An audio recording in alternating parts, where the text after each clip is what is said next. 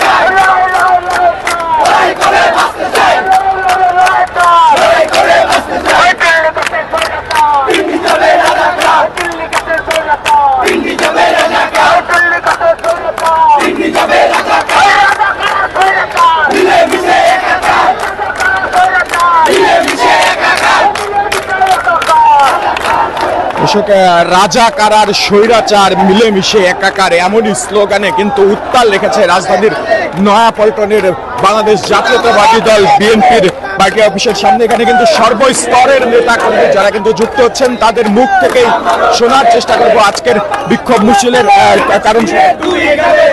আজকের বিক্ষোভ মিছিল কেন এবং কি বার্তা দিতে চান সকলকে?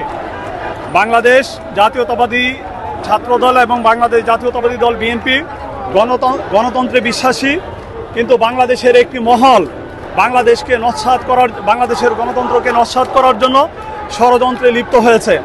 বাংলাদেশে যে আগামীতে যে জাতীয় নির্বাচনের যে কর্মযজ্ঞ চলছে সেটা নস্যাৎ করার জন্য তারা ব্যাপকভাবে ষড়যন্ত্র করছে এবং বিএনপির বিরুদ্ধে বিভিন্ন ধরনের প্রপাগান্ডা এবং ইস্যু তৈরি করছে।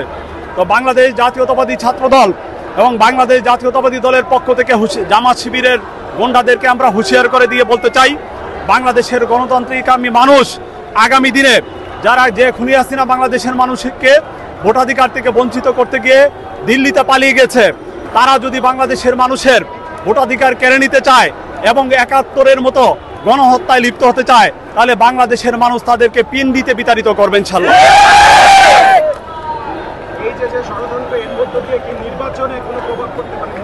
নির্বাচন, খুনি হাসিনা দীর্ঘ ১৭ বছর ভারতের প্রত্যক্ষ সহযোগিতায় বাংলাদেশের গণতন্ত্রকে নস্যাৎ করেছে, বাংলাদেশের মানুষকে ভোটাধিকার থেকে বঞ্চিত করেছে।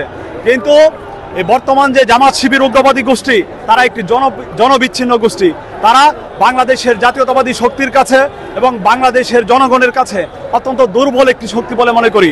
তাই বাংলাদেশের মানুষের যে গণতন্ত্রের অধিকার, ভোটের অধিকার থেকে কোনো অপশক্তি বঞ্চিত করতে পারবে না বলে আমরা আশাবাদী।